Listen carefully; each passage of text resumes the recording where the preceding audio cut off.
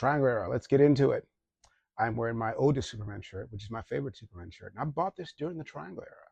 Yeah, we got figures, we got books. I even wrote this down. I even wrote it down this time because I wanted to get into it. And this is why I avoided it for songs. I was afraid I'd get lost in the sauce because the Triangle era was great. Now, the triangle refers to a little triangle on the cover of Superman comics that lets you know where that story stood in the storyline. It started at the beginning of every year. Whatever Superman book came out that at first that year would have the number one, and then would turn to the one after that and after that. Now, this started after Crisis when they rebooted Superman and Wonder Woman. Those are the only two that did any good. Everything else was crap, which is why they've been putting it back for 40 years. Except Hawkman, just put it back already. Anyway, so to show you how long ago this was, they didn't think of rebooting the numbers. No, Action Comics took over from where the Action Comics was before. It was now more of a team-up book, so in a weird way, it took over for DC Comics Presents, which was Superman's team-up book before Crisis that ended with Crisis. Adventures of Superman took over the numbering for Superman, and Superman began at number one because John Byrne wanted to do Superman number one. He thought that was special. You sweet summer child. Now, Byrne was writing and drawing Superman and Action Comics, whereas Adventures of Superman was being done by Marv Wolfman and Jerry Ordway, which I really didn't like. I don't know. I don't remember why. I really didn't take to it. I didn't buy it after a couple of issues. It kind of had the same flaws as Byrne's book, but even more so, they were just like really harping on the fact that his mind wasn't strong, where his body was super strong, his mind was kind of weak. And also that ginormous Jay Leno lantern jaw that Jerry Ordway always drew on him. Anyway, these books were not intertwined, maybe Action Comics and Superman because John Byrne was doing both, but for the most part, they were totally separate. Then Action Comics became a weekly anthology without Superman in it, and Marv Wolfman left Adventures of Superman, so John Byrne took over writing that and Superman. So again, they were more intertwined than anything. I left, I think in '88, yes, I'm that old, when John Byrne had Superman kill the Phantom Zone criminals in a story written only to explain why there was still a Legion when John Byrne himself took Legion out of Superman's took Superboy out of continuity. A move from which the Legion has never recovered from to this day. Now, the irony of this is John Byrne left at that point. My reason for leaving left. But still, I stayed away because after this, Superman felt so much guilt over his killing of the Kryptonians, he developed a split personality disorder and exiled himself from the Earth out of guilt.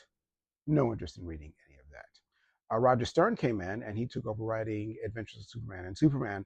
And then in '89, George Perez came on to write and draw Action Comics. And this is when I came back. Superman, it stopped being a weekly anthology, became monthly, with Superman once again at the star. And Roger Stern would also be helping George Perez write, which is good. George Perez is not much of a writer. I'm sorry. I know you love him. Rest in peace, but he was not much of a writer. He always had help with his best stuff. And I think the first story was Rise of the Kryptonian. It was when the Eradicator took over Superman's mind and kind of flushed out any humanity and just made him pure Kryptonian. And after that, you got Dark Knight over Metropolis, Superman and Batman team up. You got Crisis of the Crimson Kryptonite, Red Kryptonite first introduced post-Crisis. And remember, all those were spelled with a K.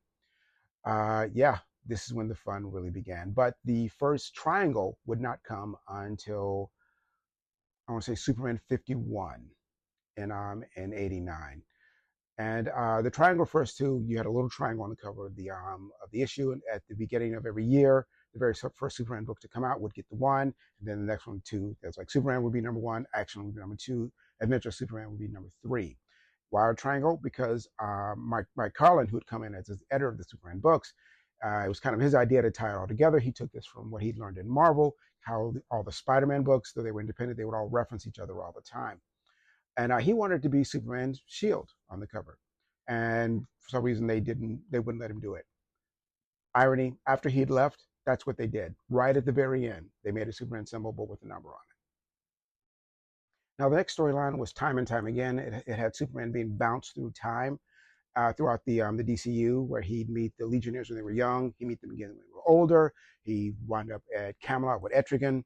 I love that storyline. It was great. It also, this is when the Lois and Clark romance really began to develop. And this is when he also proposed to her. I'm sure that Lois and Clark TV series been on at the same time had a little to do with that. It was needed. It was so desperately needed because and continuing the whole Clark Lois Superman triangle, it got to the this is the worst idea ever. Lois was so sure and had basically tracked him to Smallville. She's an investigative reporter. They had Pa Kent say, no, we found Superman too, and we raised them as brothers. That's how bad it got. Now imagine you're a top-notch investigative reporter. All your instincts are telling you this one thing, but then they're telling you, no, this is it, and you go for it. And then later, he reveals to you, yeah, I'm really Clark Kent. You were right. She was a little put off for a moment, but she should have been pissed. I mean, there was a time later on they actually broke off the engagement for a minute. This is when it should have been broken off. This is not to say there was always only one storyline going between the three books. No, they would have their own standalones or one or two issue things. It was like only the longer plot lines would all be part of all three. Though every book on the cover would say, look for Superman in 2 weeks, look for action in 2 weeks, look for the adventure of Superman, and the little box where the barcode would be. And some of these are great. I have such great memories of some of this stuff. One of my favorites was the Atomic Skull. The Atomic Skull was crazy. So the story was divided into two pieces. One was how he saw the world and what was really going on. And the way he saw the world was as an old movie serial, and it was drawn by Kurt Swan, which was a nice touch. Then they had this other great story of a vendor that Superman was very friendly, that Clark was very friendly with, who suddenly goes missing. So as an investigative journalist, he goes to find out what happened to this guy. And there were just so many. Then you had every year you had the Superman's mailbag. Once a year, he would go through all the mail sent to like the Daily Planet to see what people wanted and try to help them. Every year, it was always great. But one thing that was really great about having three books that were intertwined is that Superman's supporting cast got room to breathe. You had an ongoing storyline with Perry White and his loser son Jerry, who was then revealed to be the biological son of Luthor, because Luthor and Perry had grown up in Hell's Kitchen. Apparently, he had a thing with Perry's wife at one point. Knowing Luthor, he probably drugged her. He dies. Then there was a little boy and his mom who were homeless that were introduced in the burn days. Later, during one of the disasters that hits Metropolis, his mom dies, he's homeless, and Perry White winds up adopting this boy. And this is a multi-year storyline to get to this point. Get this homeless kid here to new son of Perry White over here. And then you had Lucy Lane, started off blind. Lois was blind in the burn run, gets her eyesight back, begins to date Ron Troop, meets Ron Troop, dates Ron Troop, marries Ron Troop. The entire supporting cast got room to breathe. You got other additional characters. They would do topical things. From I said they would do standalones. There was a staff member who was revealed to be homeless and living in the supply closet of the Daily Planet. So they would have these things like this. They'd also have things that didn't age well. When Rush Limbaugh was big, they added a Rush Limbaugh character to the cast. Now, in 1991, he got a fourth book, Superman, Man of Steel. That means 4 books a month. Now, imagine your favorite TV show, 52 weeks a year, no reruns. This was what we had. And then came the great crystallization moment of the Triangle Era, which was, of course, the death of Superman. Out of that, you got a family of Superman titles. Supergirl had her own title. This is what she looked like in the second half of her run. She looked like this in the first part. There's a reason for it. Watch my Supergirl video where I explain it. Then you had John Henry Steele. He got his own title. And also Superboy. He also had his own title. I know I don't have the large one. I didn't get it in time, and now it's like $50 on eBay. But I'm not going to buy the, what's his name? McFarlane one, because it's ugly like all of his stuff. I'm still hoping to find a decent price for this. It's from the Return of Superman run, and they made beautiful, beautiful figures. So yeah, imagine. And then in 1995, you got a 5th Superman book, Superman Man of Tomorrow. This is for 1 month when there were 5 Wednesdays instead of 4 when books would come out on Wednesday. When DC came out on Wednesday, now they come out on Tuesday, I think. When there were 5 Wednesdays instead of 4.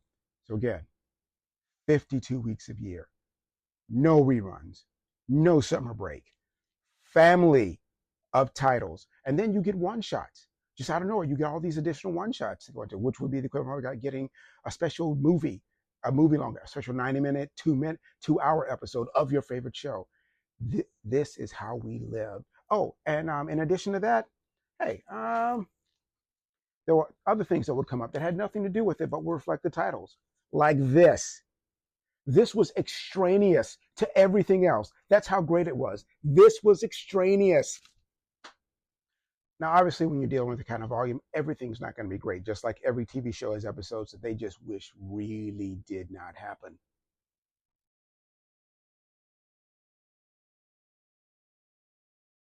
And the best use of this concept was in Justice League by Grant Morrison. This was mediocre. Then you had King Superman, where he takes over the world because Dominus is trying to take over him because Superman is still too good. He won't do it in an evil way. You had an introduction of a new bottle city in Kandor, which never really gelled. Um, you had a storyline, I remember Dead Again, where Brainiac was making people doubt that Superman actually come back from the dead somehow. It's like, oh, no. They brought in another Zod, and that storyline literally wouldn't be resolved until the Triangle Era was over. Yeah, you had some stinkers. I think the rock bottom was the one issue where Superman and Wonder Woman were in another universe, and they were going through Ragnarok with the Norse gods. They're there for 1,000 years, and Wonder Woman spends a lot of it hitting on him, but he's going to be faithful to Lois. That was rock bottom. That doesn't look good on anybody's resume. And it wasn't just the heroes who had time to develop over this. Luthor developed immensely, started off with red hair, as he'd been originally conceived. Lost that. He got the kryptonite ring to mess with Superman. It gave him cancer. He died. Well, sorta. They saved his brain. They put it into a clone, a 30-year-old clone, and brought him back as Luthor's illegitimate son from Australia, who started dating Supergirl for a moment.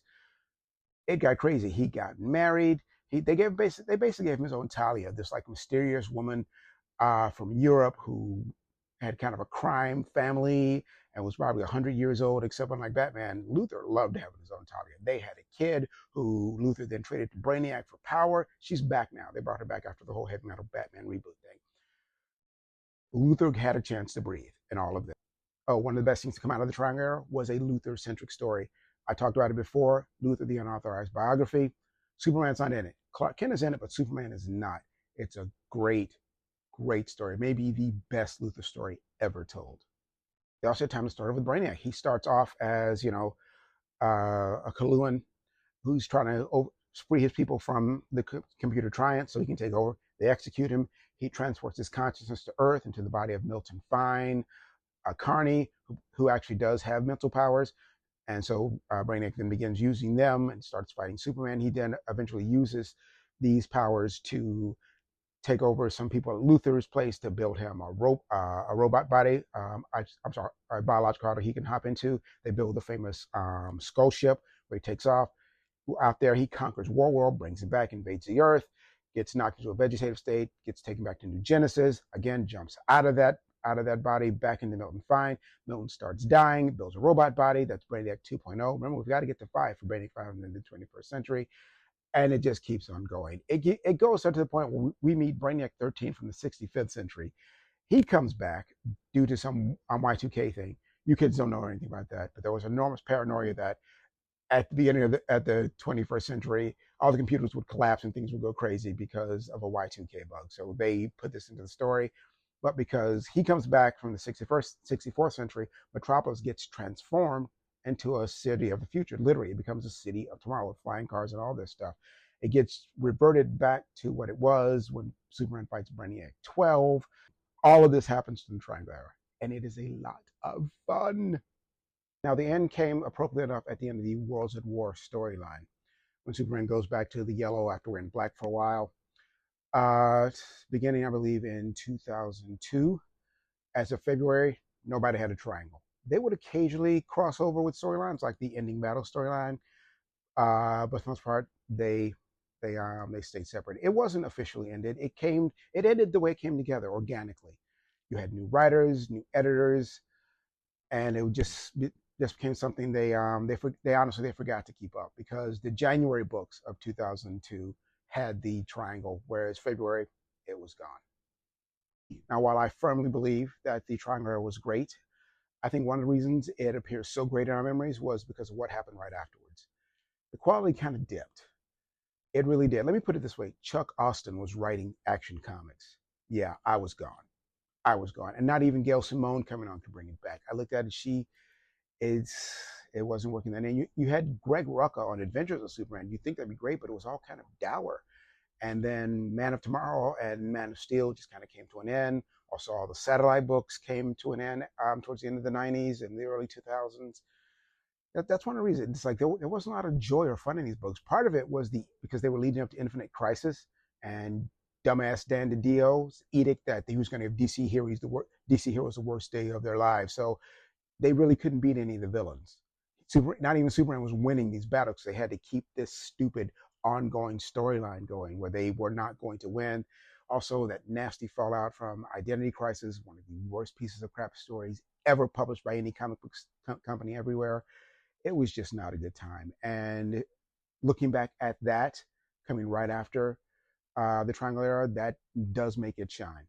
But it was good in its own right. So when you hear old people saying you kids don't have it as good as we had it, believe me. And it's kind of good right now because you've got Superman. He's got a couple of books. You've got Supergirl. Crypto has a little mini series going right now. There's no main Superboy series at the moment, though, even though you've got two of them, Superman's son and Connell. Come on now. Let's get going. Steel's around. They married him off to Lana. And yeah, no. It's like, let him be his own character. Don't give him Superman's leftovers. I hate to refer to Lana that way, but that's what they're doing. Let him have his own characters. When he had his own book, which I've really never talked about, maybe I should, because I did talk about Supergirl. I didn't talk about Superboy or Steel. They had good books. They were very entertaining for the time that they lasted. So it's proof you can do it. They're just not doing it. So yeah, the absolute greatest era of Superman as a reader was the Triangle Era. It was, you have to remember, this was 89 to 2001. I put it started at 89 unofficially to 2001. 12 years of absolute consistency, nonstop, every week, not missing a month. It was amazing. In addition to all the other stuff I told you about. Again, I lived in a time so good that Superman, for all seasons was just like, frosting on a cake that was already amazing. As far as reading goes, you can find an omnibus. Omnibuses, omnibuy. You have the first one, which is, like I said, the stuff that was leading up to it, which I consider the unofficial beginning. You have the official beginning of the Triangle Era. And then there's another volume coming out this fall, which is almost here. I don't accept it yet. None of them under $75. I think the new omnibus coming out in October is going to be $135. So I think it's worth it. But then I already own all these, and I probably spent more than $135 to get it. Otherwise, you can read them on DC Universe, though they are missing things. They do have gaps and some things you can't find, and their cataloging system is really weird. So sometimes the Superman run will just stop at one point, then take up at another point, and it will go like, I believe, like Action Comics, I think jumps 6 years.